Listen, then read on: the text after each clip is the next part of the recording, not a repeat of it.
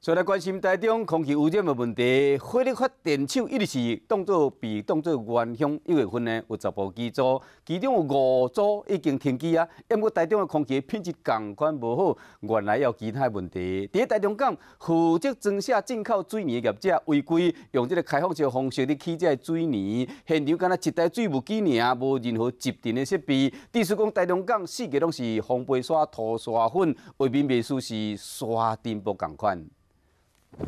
为东南亚来水泥船伫起火时，将火卡入这个火车斗的时阵，因为拢是涂沙粉，袂输是沙尘暴同款。伫现场无任何集电设备，敢若挖靠一台水务机，这根本就无法度阻止这涂沙粉飞起来。它是用10万到500万，那我们用判定的那个部分目前的话先以10万来做一个起跳，但是如果第2次违规、第3次违规，我们加重。 业者可能是为着省钱，租用每吨运费300块的这款的散装船，并且用开放式的起火。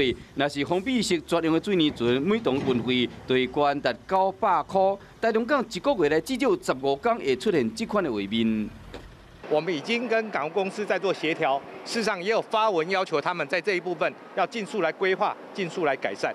今年1月份，台中火力发电厂10部机组有5部停机，因过台中的空气的品质依然无好。台中港进口水泥业者用这款开放式的起火，和台中空气的品质拢无法度改善。